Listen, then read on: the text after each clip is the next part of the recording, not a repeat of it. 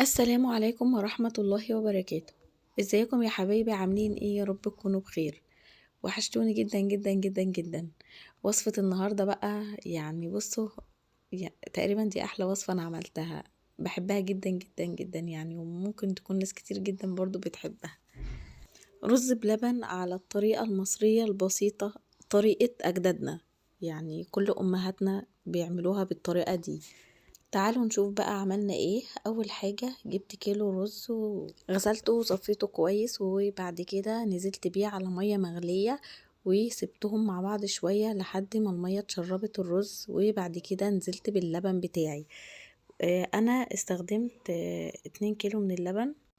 غليت اللبن من بالليل علشان يعمل قشطة، والقشطة دي بتبقى حلوة جدا في الرز.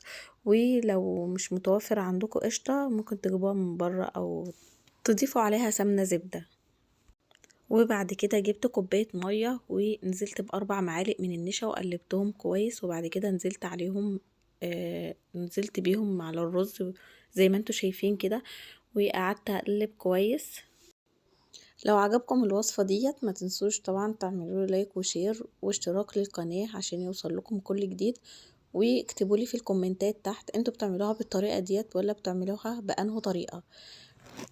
سبتها على النار وفضلت اقلب شوية، وبعد كده ضفت يعني قطعتين كبار كده من الزبدة، السمنة البلدي دي طبعا بتنقلها في حتة تانية. هقلب كويس لحد ما السمنة تسيح، وبعد كده هنزل ب كوبايتين او تلات كوبايات من السكر. ويفضل انه يكون سكر ابيض، بس انا ما كانش متوفر عندي سكر ابيض فحطيت سكر ده. وكيسين فانيليا، وبس كده. وهبدأ بقى اغرفهم في الطواجن علشان ادخلهم الفرن زي ما انتوا شايفين كده. وما ننساش طبعا نصلي على النبي محمد صلى الله عليه وسلم. اللهم صل وسلم وبارك على سيدنا وحبيبنا محمد وعلى آله وأصحابه أجمعين. بعد هنا ما دخلناهم الفرن بقى هنسيبهم على الشواية شوية. وبس كده، شوفوا بقى شكلهم عامل ازاي. واو بجد يا جماعة، الشكل كان تحفة والطعم كان حكاية. اعملوها بالطريقة دي بجد هتدمنوها. شايفين الشكل واللون؟ والله العظيم اكنك جايباها من بره بالظبط. لا، وطعمها تحفة يعني، احلى من بره بكتير. وحاجة بيتي كده نضيفة، تعرفي تاكليها بنفس. وبكده نكون خلصنا وصفة النهاردة.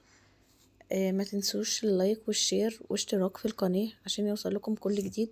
واكتبولي في الكومنتات تحت محتاجين وصفة ايه علشان اعملها لكم. واستنوني في فيديو جديد، والسلام عليكم ورحمة الله وبركاته.